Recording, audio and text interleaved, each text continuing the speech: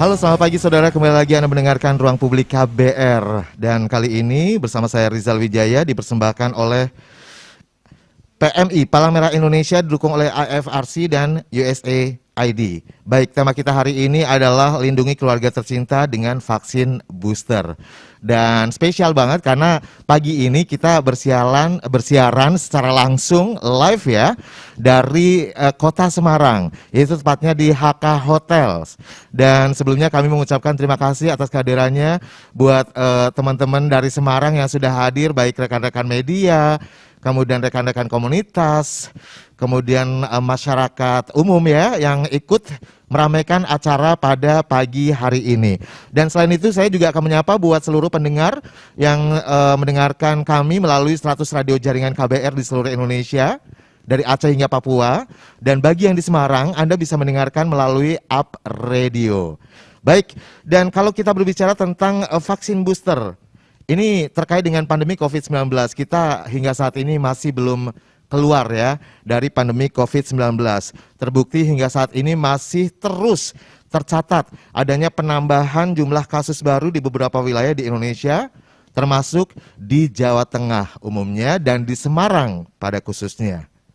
Dan kita masyarakat harus tetap mewaspadai adanya varian-varian baru dari virus COVID-19 ini. Lalu di tengah kewaspadaan terhadap penularan COVID-19, vaksinasi masih perlu terus diintensifkan agar dapat menekan penularan dan meningkatkan kekebalan komunal. Pemberian vaksin COVID-19, dosis ketiga atau vaksin booster perlu terus digencarkan. Karena memang kalau melihat data gitu ya, ini data vaksin kemkes.go.id menyebut capaian vaksinasi booster di Provinsi Jawa Tengah masih jauh dari harapan, dari target. Kalau saya yang terakhir baca itu ada sekitar 24,31%, dan jika dibandingkan provinsi lainnya, Provinsi Jawa Tengah ini berada pada urutan yang ke-11. Oleh karena itu perlu terus dilakukan sosialisasi dan edukasi kepada masyarakat, termasuk melalui acara Ruang Publik KBR pada pagi hari ini. Dan saya tidak sendirian, karena saya akan perbincangkan soal ini, tema kita hari ini bersama narasumber-narasumber hebat ya, yang sudah bukan terhubung, kalau biasa saya siaran pakai virtual soalnya nih. Ini luring ya, pertama kalinya di Semarang juga PMI hadir untuk talk show secara langsung bersama narasumber kami. Yang pertama saya akan sapa terlebih dahulu, yaitu ada Dr. Hartanto MSc, Ketua Bidang Pelayanan Kesehatan dan UDD PMI Provinsi Jawa Tengah. Selamat pagi Bapak Hartanto. Boleh pakai mic-nya, Dokter? Terima kasih, selamat pagi, selamat hari ketemu kawan-kawan di sini. Ya. Salam sehat ya Dokter ya. Alhamdulillah selalu sehat. Baik, yang kedua saya akan sapa terlebih dahulu yaitu Ibu Yunita Dia Seminar SKM MSc MSI, Kepala Dinas Kesehatan Provinsi Jawa Tengah. Selamat pagi. Ya, sepertinya belum terdengar suaranya. Saya akan coba sebentar, Ibu. Cek. Cek. Selamat pagi, salam sehat semuanya. Cek. Nah. Oke. Baik, Ibu dari Dinas Kesehatan Provinsi Jawa Tengah ya. Selalu sehat ya Ibu ya. Baik, dan berikutnya adalah Bapak Warsito selaku Koordinator Yayasan LGP, Lembaga Gerak Pemberdayaan. Selamat pagi Pak Warsito. Selamat pagi teman-teman, Bapak-Bapak Ibu semua, salam sehat. Terima kasih atas kehadirannya buat ketiga narasumber kami pagi hari ini yang sudah menyempatkan waktunya di tengah kesibukannya. Saya yakin sekali nih Ibu Kepala Dinkes ya, pasti sibuk banget. Terakhir bahkan kan ngabarin saya kayaknya nggak bisa hadir secara langsung ya, tapi online melalui Zoom karena pada hari ini ya rencananya ada di Jogja ya Ibu ya. Tapi alhamdulillah banget disempatkan waktunya, akhirnya pagi hari ini bisa hadir bersama-sama kita. Luar biasa, tepuk tangan dong.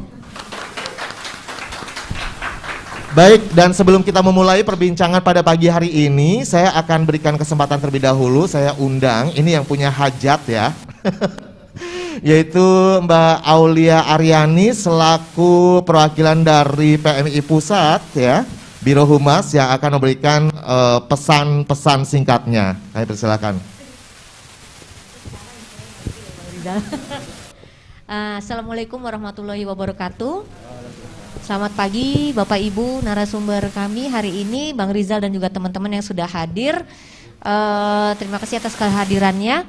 Seperti yang tadi Bang Rizal juga sudah sampaikan Bapak Ibu, bahwa ini adalah kegiatan salah satu program inti yang saat ini PMI Pusat di Jakarta sedang lakukan.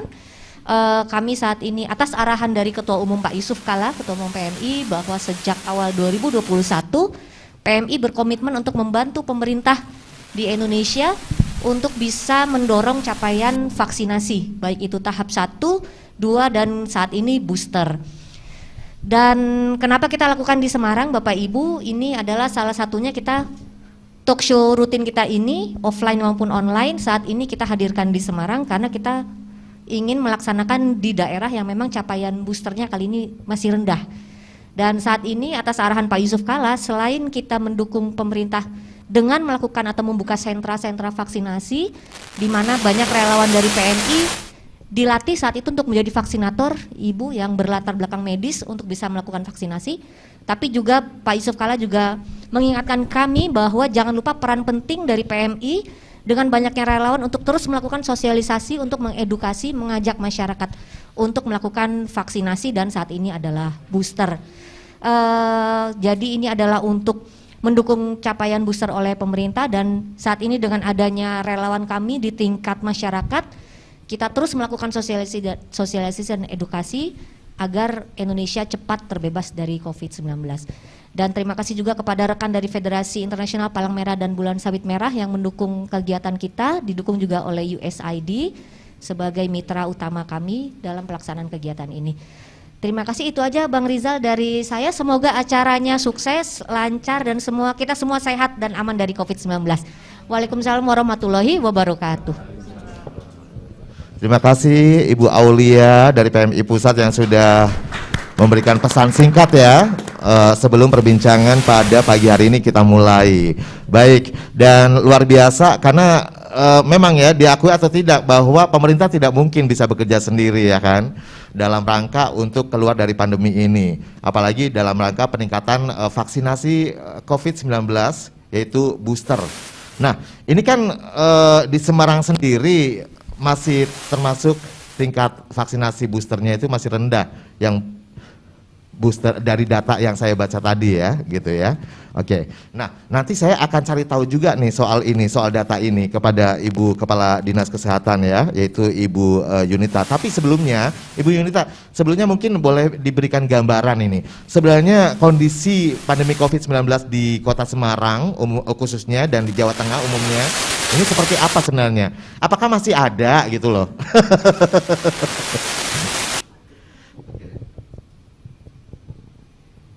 Baik, gambaran saat ini di Jawa Tengah, kita bicara di Jawa Tengah, sebetulnya memang sudah cukup melandai, tetapi bukan berarti hilang. Rata-rata penambahan kasus itu sekitar 50, 60, sampai dengan 80-an per hari. Dan kasus aktif saat ini itu 574 di Jawa Tengah. Tertinggi di Kota Semarang, dan kemudian Surakarta, Sukoharjo untuk yang kasus aktif, tetapi hospitality-nya memang rendah. Jadi di bawah 30%, artinya orang sudah mampu lakukan isolasi mandiri. Yang terbanyak sebetulnya adalah orang yang di luar Jawa Tengah. Itu datang ke Jawa Tengah, kemudian bergejala, kemudian dia memeriksakan positif. Positifnya di Jawa Tengah nih. Datang gitu ya. Nah, kota-kota besar, Semarang, Surakarta.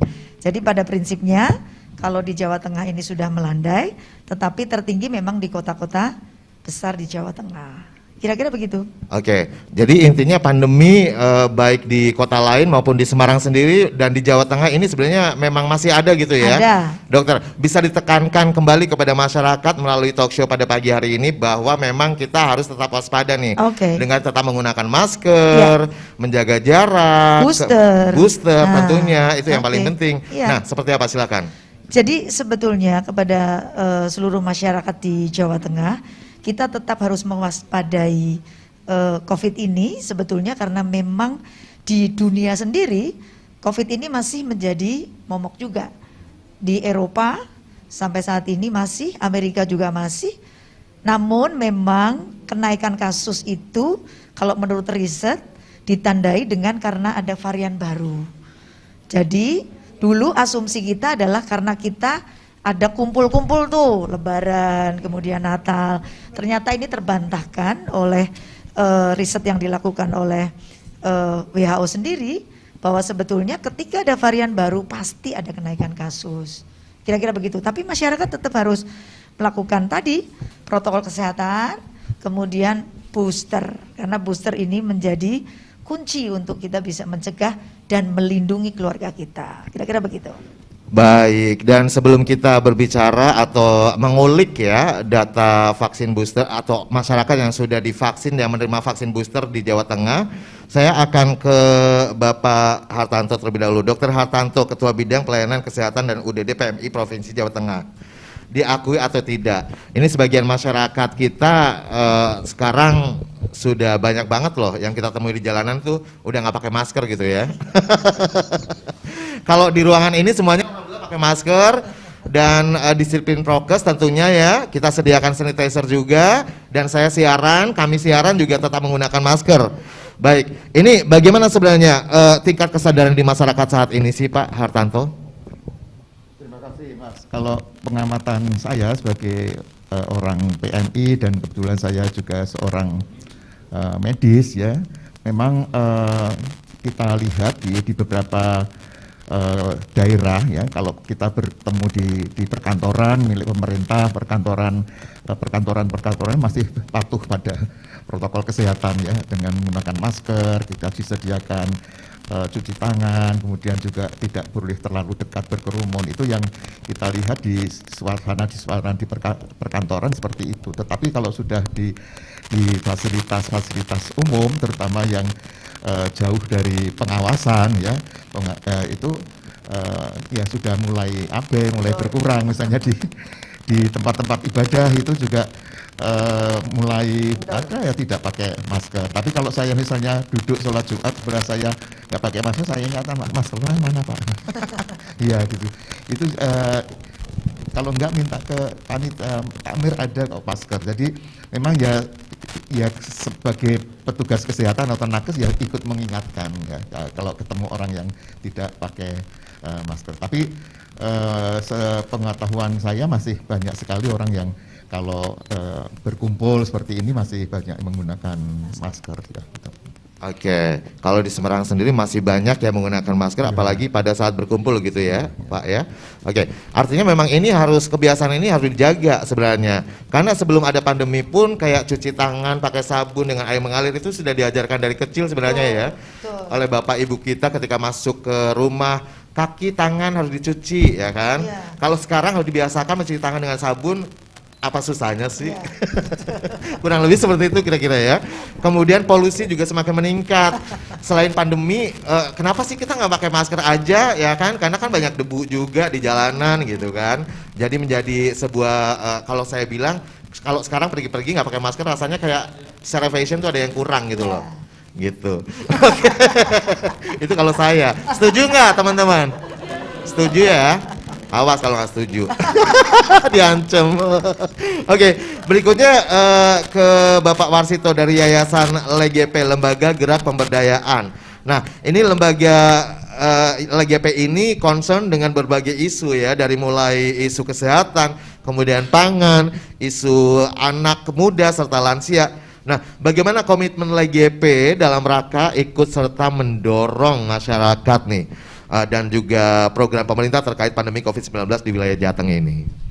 Ya, terima kasih. Yang pertama memang kita sebagai lembaga swadaya masyarakat berbangga pada masyarakat, karena kita mesti ingat ketika pandemi masuk di Indonesia pertama kali pemerintah nggak tahu apa-apa, bingung pemerintah.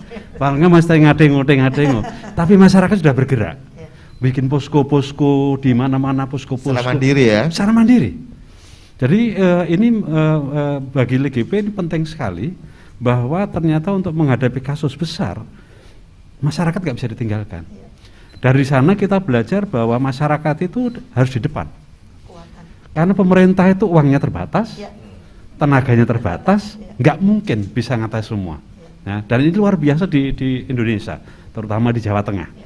Karena memang muncul kesadaran gotong royong, muncul sama. Nah, kemudian tugas pemerintah adalah ketika ke waktu itu inisiatif masing-masing bikin posko, ada yang tingkat RT, ada tingkat kecamatan, tingkat kelurahan, macam-macam fungsinya, macam-macam gitu. Nah, tugasnya pemerintah bagaimana mengkonsolidasikan dan mensinergikan gerakan masyarakat ini, inisiatif masyarakat ini. Jadi tidak membuat yang satu yang baru, tapi masuk ke dalam kemudian nata, membuat kerangkanya, membuat frameworknya, membuat metodenya, ditata begitu, sehingga efektif. Gerakan di Jawa Tengah untuk memberantas COVID sangat efektif karena memang basisnya masyarakat. Jadi tidak tentu saja arahan-arahan dari WHO, arahan dari internasional selalu kita patuhi, tetapi diterjemahkan, dikontekstualkan. Baik, jadi memang perlu kolaborasi antara masyarakat sebagai garda terdepan ya, masyarakat itu sendiri sebenarnya ya, dengan pemerintah yang tadi katanya dananya terbatas ya Pak ya. Baik, dan beberapa kebijakan sekarang juga sudah mulai longgar kayaknya Ibu ya, ya nggak sih? Sekarang naik pesawat pulang pergi udah nggak pakai tes COVID lagi, ya kan? Ya, tapi harus booster itu aja kan. Terus juga ada apa namanya kebijakan juga yang memang boleh tidak menggunakan masker di ruang terbuka seperti itu. Sempat terlontarkan oleh Bapak Presiden ya kan. Dan apakah artinya dengan pelonggaran kebijakan ini kita akan menuju ke endemi atau seperti apa sih, Ibu? Penjelasannya nanti ya, kita tahan dulu karena kita harus jeda iklan. Kita harus jeda iklan terlebih dahulu. Dan sekali lagi buat Anda nih pendengar yang ingin bertanya, nanti ada hadiah juga loh, yaitu ada kaos Lomix yang akan kita bagikan dari KBR dan juga dari PMI tentunya. Silakan Anda bisa telepon langsung bebas pulsa di 0800 245 7893 atau Anda bisa kirimkan WhatsApp di 0812 118 8181 dan juga kirimkan komentar melalui YouTube channel Berita KBR serta Instagram @kbr.id. Jangan kemana-mana.